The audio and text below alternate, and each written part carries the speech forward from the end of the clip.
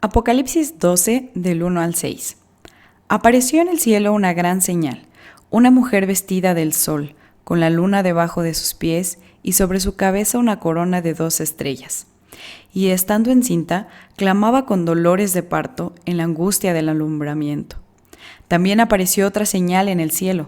He aquí un gran dragón escarlata que tenía 7 cabezas y 10 cuernos, y en sus cabezas 7 diademas. Y su cola arrastraba la tercera parte de las estrellas del cielo y las arrojó sobre la tierra. Y el dragón se paró frente a la mujer que estaba para dar a luz, a fin de devorar a su hijo tan pronto como naciese.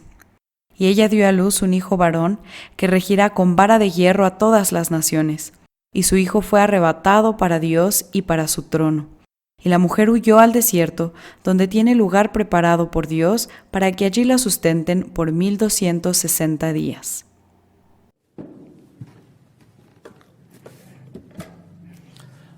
Uno de los principios fundamentales para interpretar cualquier texto antiguo tiene que ver con interpretar o investigar desde la perspectiva de los lectores o de los escuchas originales.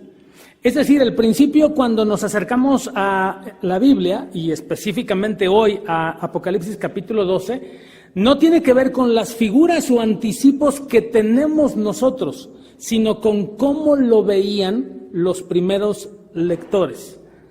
Cuando llegamos a Apocalipsis capítulo 12, además de llegar a la mitad del libro, llegamos a una parte que, como dijimos en el capítulo 11, específicamente en la séptima trompeta, todo lo que se deriva de la séptima trompeta viene a suceder justamente a partir del capítulo 12. Y básicamente, este post-it que les pedí que guardaran o que pusieran ahí en el refrigerador mental, tiene que ver con que el rey ha establecido su trono, su reino se ha establecido, pero el maligno, el malo, no permitirá que tan fácilmente él gobierne. Por lo tanto, a partir del capítulo 12 viene una batalla continua entre el bien y el mal, entre Satanás y el pueblo del Señor. Y lo que viene en el capítulo 12 ha sido, a lo largo de la historia, y especialmente en México y en Latinoamérica, ha sido de alguna manera contaminado con imágenes que nos han hecho creer que esto es lo que representa el capítulo 12. Por lo que me parece prudente en este momento encargarnos de despiezar el capítulo 12 en base a los personajes principales. Hay por lo menos en este capítulo 3 personajes principales. Hay varios más, pero los principales son 3 personajes. Algo así como lo que cada uno de ustedes hace en su casa cuando tiene un gran rompecabezas de 1000 o más piezas. Confieso que yo soy bastante malo para armar rompecabezas. A mi familia le encanta armar rompecabezas y cuando compran un rompecabezas, yo dejo que lo hagan ellas porque yo no soy bueno para esas cosas, soy bastante desesperado. Pero la lógica me indica que cuando hay un rompecabezas enorme, lo que hay que hacer es poner las piezas azules de un lado, las piezas rojas de otro lado, las piezas verdes de otro lado, y no me pregunten qué se hace cuando es en blanco y negro. Pero si tuviera que ver el capítulo 12 como un gran rompecabezas, lo tendría que despiezar y entonces tendría que pensar en estos personajes principales, que son la mujer, el dragón y el niño. Estos son los personajes principales del capítulo 12, pero para no interpretar mal, tenemos que dejar que el texto bíblico nos indique a qué se refiere específicamente. Si ustedes ven, en el capítulo 12, versículo 1, dice: apareció en el cielo una gran señal, una mujer vestida de sol, con la luna debajo de sus pies y sobre su cabeza una corona de 12 estrellas.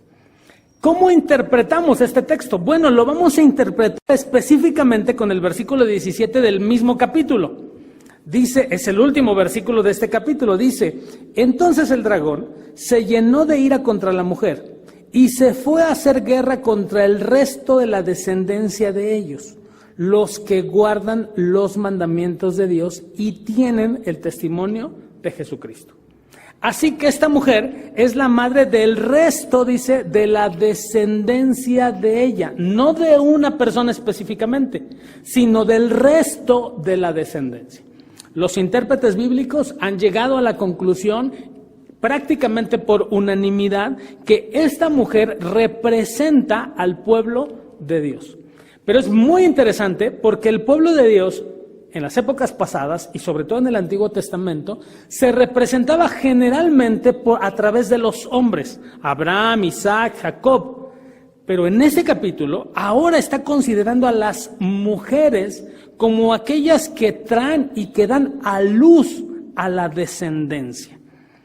Dice el texto que es una mujer vestida de sol, con la luna debajo de los pies y sobre su cabeza una corona de 2 estrellas, la cual, dice el texto, está encinta y además está sufriendo por el alumbramiento. La mujer entonces es el pueblo de Dios del cual nace la vida para el mundo, ya sea la vida del Mesías según la promesa hecha en el Antiguo Testamento o el reinado de Dios bajo Jesucristo. Aquí entonces hay 2 características principales de esta mujer: la belleza por un lado, pero además la vulnerabilidad. Representa entonces al pueblo de Dios tanto en el Antiguo como en el Nuevo Testamento. Esto es lo que representa a la mujer y regresaremos un poco más adelante con ella. Pero el segundo personaje es el dragón. Y el dragón aparece a partir del versículo 3. También apareció otra señal en el cielo. He aquí un gran dragón escarlata que tenía 7 cabezas y 10 cuernos y en sus cabezas 7 diademas. Este es el otro personaje y otra vez vamos a dejar que la misma Biblia nos interprete y nos diga quién es este dragón. Y para eso vamos a ir específicamente al versículo 9 del capítulo 12. Y fue lanzado fuera el gran dragón, la serpiente antigua, que se llama Diablo y Satanás, el cual engaña al mundo entero. Fue arrojado a la tierra y sus ángeles fueron arrojados con él. ¿Te percatas cómo la misma Biblia nos puede ayudar a identificar de qué estamos hablando? No se requiere en realidad de mucha imaginación. Y como dije desde el principio cuando empezamos a leer el texto de Apocalipsis, tampoco se requiere de aquellos que son doctores en Apocalipsis, porque el libro de Apocalipsis es escrito para ti y para mí, hombres y mujeres con mente sencilla, sin muchos avances teológicos y que podemos entender desde la Biblia lo que la misma Biblia enseña. Así que esta otra señal representa las cosas malignas, pero específicamente, según el texto, a Satanás. Para los primeros lectores no solamente era Satanás, sino también podría representar al imperio. El dragón es el monstruo que encarna el mal. Pero noten ustedes cómo ya no hay estética gloriosa ni en el dragón, que es Satanás, ni en el imperio. En el imperio ni sus edificios, ni sus esculturas, ni sus caminos van a representar algo estético, sino que aquí aparece desnudo, tan grotesco como es. El monstruo, este dragón, de naturaleza horrorosa, es aquel que amenaza la vida. Por un lado la mujer es la que va a dar a luz y por el otro lado el dragón es el que amenaza la vida. Pero hay un tercer personaje y este personaje es justamente el niño. Versículo 5 del capítulo 12 dice: y ella dio a luz un hijo varón que regirá con vara de hierro a todas las naciones y su hijo fue arrebatado para Dios y para su trono. El Salmo capítulo 2, versículo 9, que es un salmo que se conoce como mesiánico, dice: los quebrantarás con barra de hierro, como vasija de alfarero los desmenuzarás. Estamos entonces ante el cumplimiento de la profecía mesiánica que predice la venida de Jesucristo. Pero además, la mujer que representa a la iglesia de los creyentes, tanto en el Antiguo como en el Nuevo Testamento, es la que da luz al Hijo, pero específicamente al Mesías. Juan menciona 2 hechos redentores principales. Subraya el nacimiento de Jesús en la tierra, que incluye su ministerio, su ascensión al cielo, pero que incluye ya desde el capítulo 11 su gobierno soberano. Como es Juan y como tenemos un texto que desde el principio hemos notado su exquisitez literaria, hay una trama en este capítulo 12. La trama que vemos es más o menos como la describo a continuación.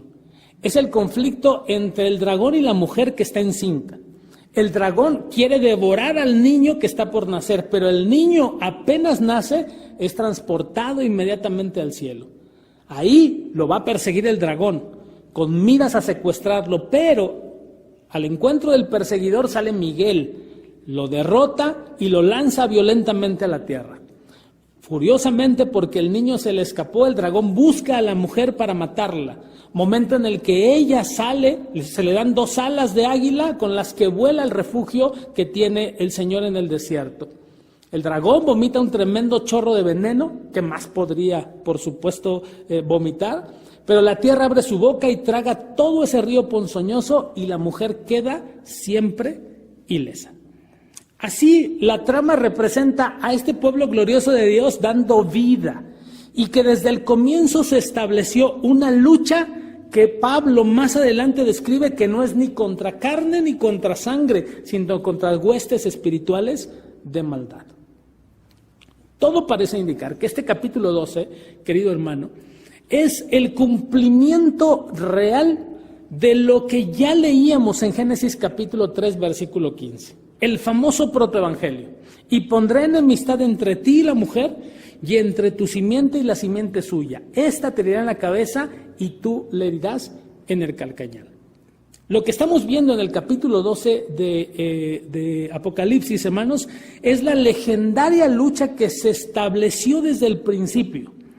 Una lucha que no en primera instancia es contra la mujer, sino contra el hijo de la mujer, quien será, desde la perspectiva de Génesis 3:15, la descendencia que dará en la cabeza a la serpiente, al dragón, al acusador. Por lo tanto, la estrategia de guerra del enemigo es clara. Quien no tiene que nacer es el hijo. La persecución de la mujer, en primera instancia, no es una persecución en contra de ella, sino es una persecución para llevar lo que trae en su vientre, esto es, al Mesías. Y llevando al Mesías, con eso, la historia cósmica daría un giro absoluto. Esta es la estrategia del enemigo.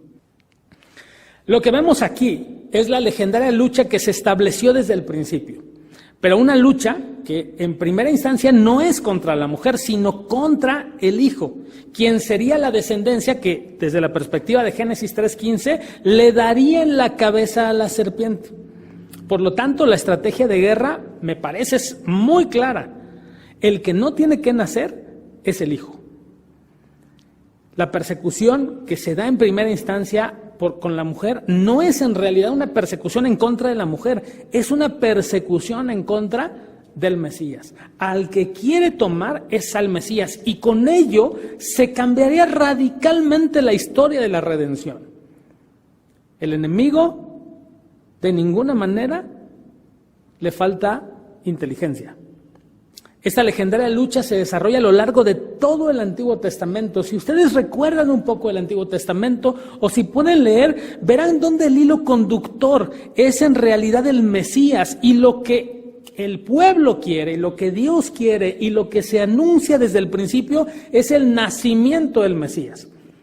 Pero lo que Satanás está esperando es que ese Mesías no nazca. Por tanto, guerras, persecuciones, intentos de desaparición de la línea mesiánica, vamos a encontrarlos desde Eva hasta María.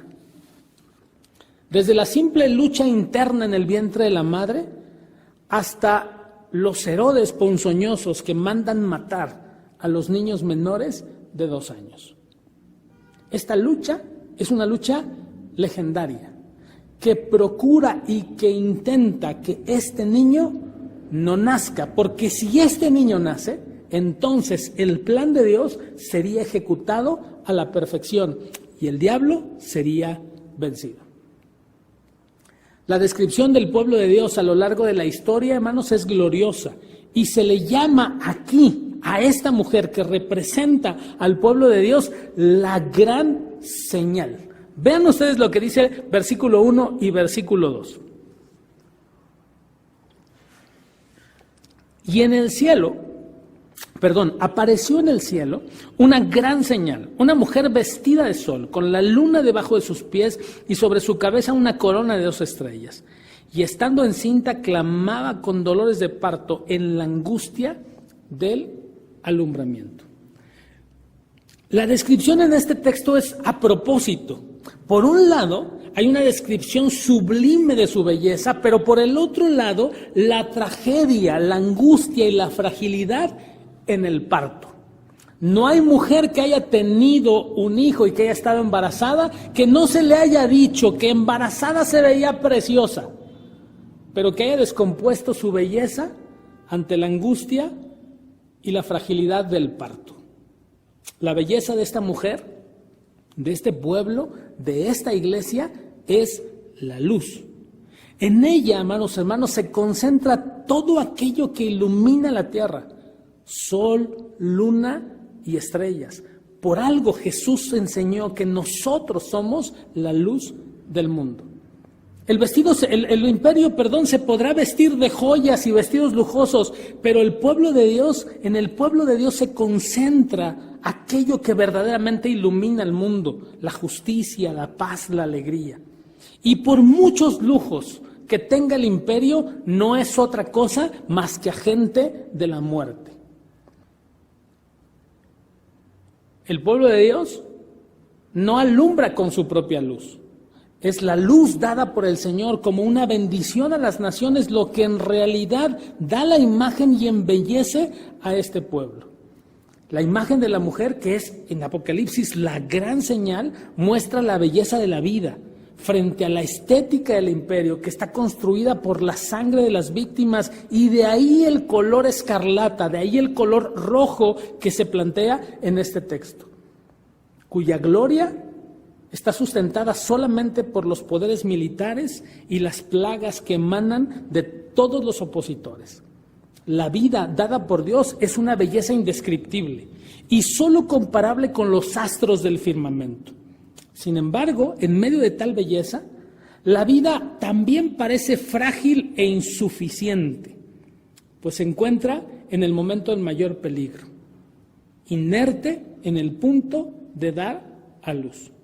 En su estado, no solo embarazada, sino a punto de dar a luz, no puede escapar, no puede luchar, no puede gritar. Es el momento de mayor indefensión de cualquier mujer.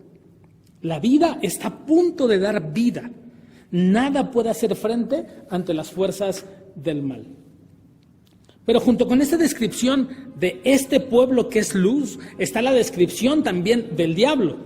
La imagen del dragón no es una imagen nueva en el Nuevo Testamento, es una imagen que ya se viene arrastrando desde el Antiguo Testamento y donde se menciona o se representa a través de Leviatán, el monstruo marino que habita en las profundidades. Como un símbolo del mal, era identificado con el faraón también de Egipto. Mira lo que dice el texto de la Biblia: he aquí yo estoy contra ti, faraón, rey de Egipto, el gran dragón que yace en medio de sus ríos. Eso lo encontramos en Ezequiel capítulo 29, y este poder imperial estaba siendo representado justamente con el dragón. Es entonces un dragón porque su poder imperial es un poder que todo destruye, y que parece que este poder es un poder sobrenatural. Tal parece que los imperios, estas grandes potencias, no hay nada en el mundo conocido que pueda derrotarlos. Pero junto con esto, la maldad habita en ellos. Para muchos, cuando leen el capítulo 12 de Apocalipsis, lo que están pensando cuando leen es una historia mitológica. Una historia mitológica terrible, de horror, de furia, de mortandad, de una fuerza del mal prácticamente implacable. Y es posible que Juan, dirigido por el Espíritu de Dios, y esta literatura apocalíptica tenga alguna influencia seguramente en la mitología.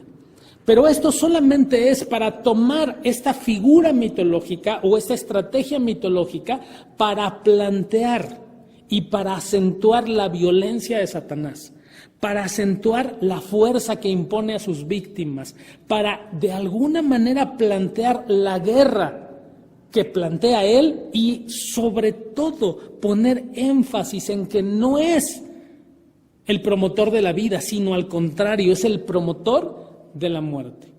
A lo largo de este pasaje, el dragón solo combate, pelea contra el hijo de la mujer, pelea contra las huestes celestiales, busca cómo derrotar y cómo tomar en sus manos a un niño para desaparecerlo. Juan de Patmos piensa no en nuestra historia y en Latinoamérica, piensa en su historia y en lo que le toca a él.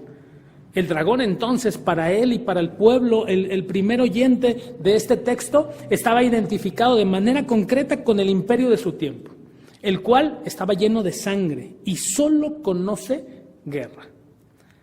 Roma era este imperio, mismo que ha seguido el camino de todos los imperios que lo han antecedido. El mal es un producto humano y la historia que ha construido no es otra cosa más que una historia de maldad y de horror. Los imperios a lo largo de toda la historia son y seguirán siendo instituciones de violencia, de guerra, de opresión, de maldad acumulada. El dragón es el principio de la muerte y signo de asesinato, el cual vive para matar, creando su identidad con base en la violencia, la cual violencia que devora todo lo que encuentra a su paso. El dragón en todo el capítulo 12 intenta triunfar 4 veces, 2 contra el hijo y 2 contra la mujer. Pero en las 4 ocasiones este dragón es derrotado. El Apocalipsis entonces lo que reafirma es que la estrategia de Satanás es en contra del pueblo, pero al no poder tomar la vida de este niño, entonces toma su otra estrategia. Versículo 10. Entonces oí una gran voz en el cielo que decía: ahora ha venido la salvación, el poder y el reino de nuestro Dios y la autoridad de su Cristo, porque ha sido lanzado fuera el acusador de nuestros hermanos, el que los acusaba delante de Dios de nuestro Dios, día y noche.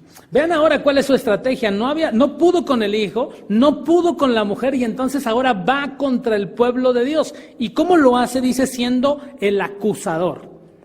Yo no sé si has pensado en esto seriamente, pero ¿tienes conciencia de que hay alguien que te está acusando delante de Dios todo el tiempo?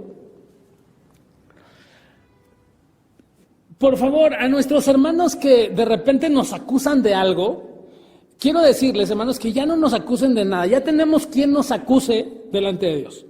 Más acusadores no necesitamos. El planteamiento de esta acusación es como Satanás cambia y lo que hace es, de alguna manera, plantearnos a nosotros la posibilidad mental de saber que estamos siendo acusados. De alguna forma, la culpa es lo que él está ahora planteando como una estrategia. ¿Has sentido de repente que Dios no te escucha? ¿Piensas que eso que has hecho es algo que definitivamente ya te aleja completamente del camino de Dios? Esa es una estrategia de Satanás. Porque él quiere que, como su pueblo, nosotros estemos alejados y pensemos que este Dios no es un Dios amoroso y no es un Dios que verdaderamente nos pueda abrazar. La culpa es un proceso mental que verdaderamente detiene a los hijos de Dios. Ha cambiado la estrategia, porque la descripción de este dragón es justamente aquel que procura asesinar, matar, desviar y eliminar toda posibilidad de que el pueblo de Dios siga adelante. La descripción del Hijo, la descripción del Mesías que nace, se hace en medio de un conflicto verdaderamente cósmico, pero siempre bajo la mano protectora del Señor. Pero dice el texto, gobernará a todas las naciones. Y en este gobernará se establece la victoria definitiva y final. Reinará como un símbolo que es el cetro de autoridad, ese cetro del cual se habla en el Salmo número 2. No precisamente como aparece en los textos, con vara, porque nuestro pensamiento de vara no tiene nada que ver con el cetro. Pero además el sentido de gobernar no es el sentido de imponer, no es el sentido del imperio que cambia de manos, sino se traduce de mejor manera como pastoreará. Así que tendrá en su mano el cetro de autoridad y además nos pastoreará. Juan de Patmos lo que hace en este capítulo es llevar a la iglesia hasta los límites. Aún frente al rostro temible del dragón, el pueblo de Dios debe permanecer fiel al Cordero. Y dice el texto, menospreciando sus vidas. La fidelidad que es posible gracias a la victoria del Señor.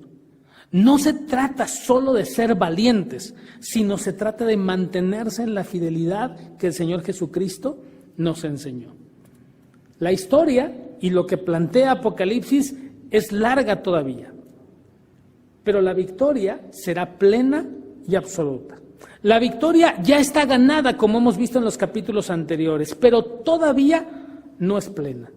Todavía restan persecuciones, penurias, pero en el horizonte cada vez está más visible el final del imperio y su reino de horror. El imperio, amados hermanos, y todo lo que el imperio ofrece es en realidad seductor, porque atrae a la humanidad, porque con las delicias que ofrece es atractivo, poder y prosperidad. Bajo el sistema económico que podemos vivir, lo mismo en cualquier otro sistema económico, la seducción de las riquezas y el poder oculta de alguna manera millones de muertes, la destrucción del medio ambiente. Cosa que si no sucediera no hubiera la acumulación de riquezas y el poder que es posible que nosotros observemos. Aún así, bajo el sello de la muerte, la ficción del imperio sigue siendo tan atractiva, pero muy difícil de rechazar. El mismo Jesús, es tan verdad esto, que el mismo Jesús fue tentado con la promesa en el desierto, con una promesa de seducción del mismo diablo. Si postrado me adoras, todos estos reinos serán tuyos. Pero con todo y la posibilidad de su seducción, el dragón está vencido. Está por concluir y de todas formas sigue persiguiendo a la iglesia, al pueblo de Dios de manera desesperada. En palabras de Juan Stam, que por cierto murió hace unas semanas, dice este comentarista, Juan reinterpreta la persecución con que el imperio les amenaza, no como evidencia de la fuerza del dragón, sino como señal de su debilidad. El diablo está ya derrotado, pues no había podido destruir al niño ni alcanzar a la madre durante la primera década de la iglesia recién pasadas. Ahora es por su enorme frustración y tremenda furia que emplea la nueva estrategia en su desesperación, la de atacar a la iglesia por medio del imperio. Lo que estaba viviendo Juan y lo que estaba viviendo la iglesia de Juan no era otra cosa más que el ataque frontal del imperio en contra de la fe. ¿Te has puesto a pensar? Cuando empezó la pandemia, empezaron a mandar algunos memes, y uno de los memes que era consolador para los pastores era que mandaron un meme que decía, ora por tu pastor porque él nunca ha pastoreado en pandemia. ¿Vieron ese meme? Y entonces resultaba consolador, pero porque el problema de estar trabajando a la distancia y de colaborar en la vida espiritual a la distancia con nuestros hermanos ha sido verdaderamente un triunfo. Entre que aprendes a hablar a las cámaras, entre que aprendes a usar la tecnología, entre que la voz te sale bien, entre que no te equivocas, entre que pasan un sinfín de cosas y la tecnología que no tiene palabra empieza a causar sus estragos. Es verdaderamente complicado ministrar a la distancia. Pero leyendo el texto de Apocalipsis, ¿se han puesto a pensar que Juan también estaba pastoreando a la distancia? Juan estaba en una isla y la iglesia estaba en el lugar donde estaba la iglesia. Posiblemente la iglesia de Éfeso estaríamos hablando, pero realmente estamos hablando de todas las iglesias de Asia Menor. Juan no estaba en el púlpito de esas iglesias. Gracias a Dios, nosotros estamos en este púlpito, pero Juan no estaba en el púlpito. Juan estaba ministrando a la distancia. Verdaderamente Juan y la iglesia del primer siglo estaban enfrentando el poder absoluto del imperio. El diablo, por eso Juan dice, el diablo está derrotado. No ha podido destruir al niño, pero la iglesia debe entender algo fundamental. La ira del dragón tan solo expresa que el fin del imperio es inminente. Por lo tanto, como pueblo de Dios no podemos negociar con el imperio, porque el imperio caerá. Todo Apocalipsis, hermanos, y la vida cristiana no es otra cosa más que lo que denominaríamos un juego de lealtades. ¿Se vive con fidelidad al Cordero o se es leal al dragón imperio? No existen posibilidades, no existen medias tintas, no existe agua fría y agua tibia, existe agua fría y agua caliente. Si no, los vomitaré de mi boca. El imperio parece ser sumamente atractivo, fuerte, poderoso, impotente, altamente seductor, mientras que el Cordero en el mismo nombre lleva la vulnerabilidad. Parece que el dragón, parece que el imperio aún es más poderoso que el Señor. Pero lo que nos enseña este texto es que la iglesia no está desamparada. El pueblo de Dios a lo largo de todo el Antiguo Testamento y del Nuevo Testamento y a lo largo de los siglos no ha sido de ninguna manera desamparada. Se le dan figuradamente en este texto 2 alas como del águila, símbolo de la fuerza de Dios para que escape al desierto en donde será sustentada por poco tiempo, porque el dragón finalmente tendrá su final. La mujer en el desierto simboliza esta condición de vulnerabilidad que tenemos como seres humanos y como iglesia del Señor. Es una mujer que experimenta violencia, es una mujer que experimenta no tener un hogar, es una mujer que experimenta la migración, es una mujer que experimenta el no tener garantías de vida humana.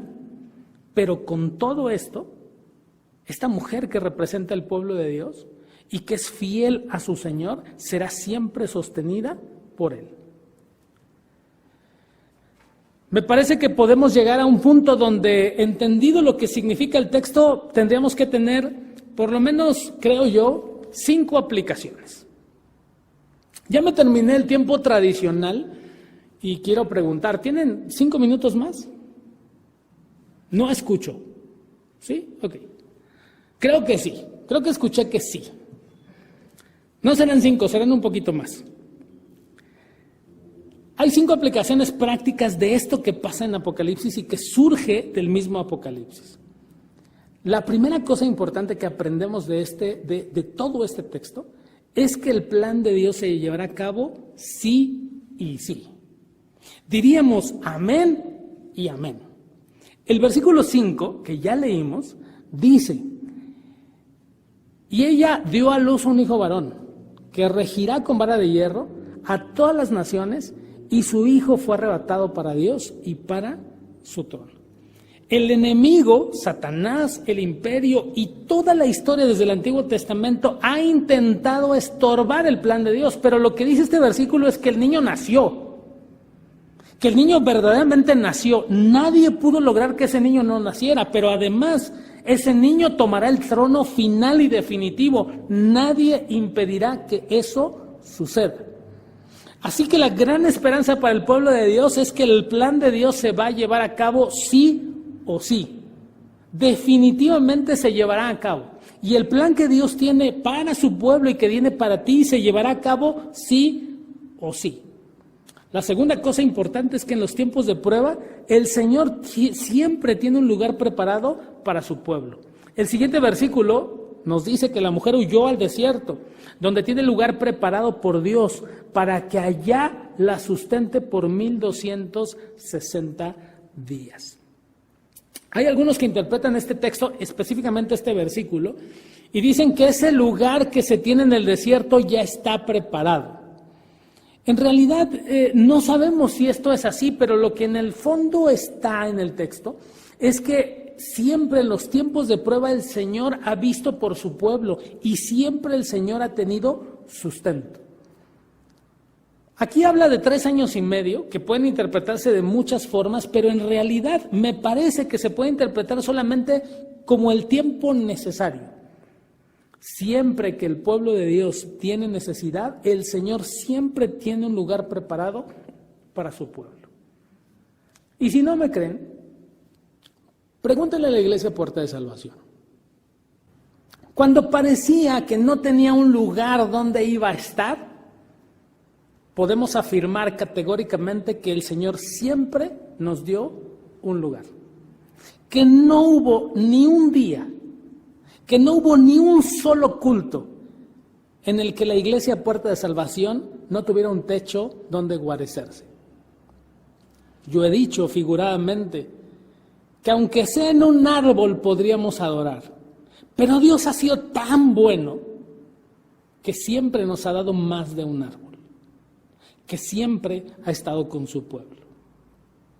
La tercera cosa que podemos aprender es que ni Satanás ni sus huestes prevalecerán en contra del reino de Dios. Versículos 7 y 8. Después hubo una gran batalla en el cielo. Miguel y sus ángeles luchaban contra el dragón y luchaba el dragón y sus ángeles, pero no prevalecieron ni se halló ya lugar para ellos en el cielo. Es verdad y es cierto que la lucha no es contra carne ni sangre, sino contra huestes espirituales de maldad. Pero lo que enseña este capítulo es que no existe la posibilidad de que estas huestes espirituales prevalezcan en contra del Señor y de su reino. La cuarta cosa que aprendemos derivada de esto es que esta derrota y esta victoria ha sido posible y será posible solamente por el amor y el sacrificio del Cordero. Versículo 10 y 11. Dice: entonces oí una gran voz en el cielo que decía: ahora ha venido la salvación, el poder y el reino de nuestro Dios y la autoridad de su Cristo, porque ha sido lanzada fuera el acusador de nuestros hermanos y el que acusaba delante de nuestro Dios día y noche. Y ellos le han vencido por medio de la sangre del Cordero y de la palabra del testimonio de ellos, y menospreciaron sus vidas hasta la muerte. La derrota de Satanás no tiene que ver con tu poder, no tiene que ver con mi poder ni con nuestra fidelidad, tiene que ver específicamente con la sangre del Cordero.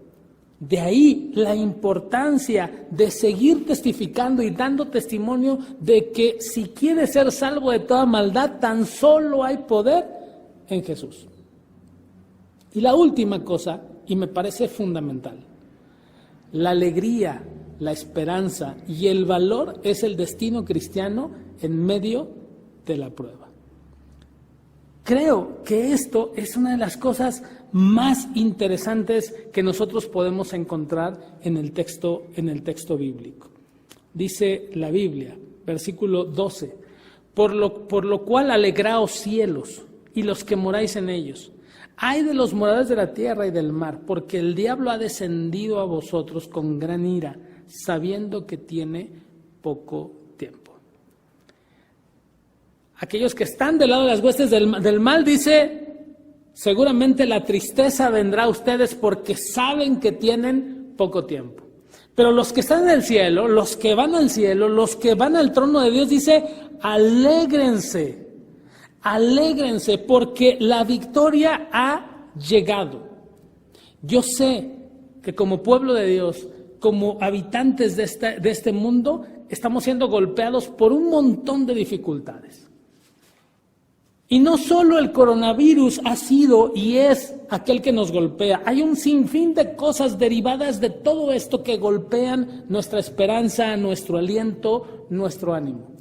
Pero Apocalipsis ha sido escrito para recordarnos que en medio de esta lucha y en medio de esta batalla que aún no termina, la victoria final es de tu Señor. Por lo tanto, alégrate, recobra fuerzas, toma esperanza, ten valor, porque esto no es lo que determinará el resto de tu vida. Lo que ha determinado el resto de tu vida es la sangre del Cordero en la cual has creído. Es la sangre del Cordero que te ha salvado, es la sangre del Cordero que te ha lavado y es la sangre del Cordero que finalmente derrotará a aquel que cree, que piensa que nunca será derrotado. Por tanto, alegrémonos. Alégrate, dibuja una sonrisa en tu rostro a pesar de todas las dificultades, porque ya te vi en el cielo, porque ya me vi en el cielo, porque ese es nuestro lugar final. Que el Señor siga bendiciendo a su pueblo.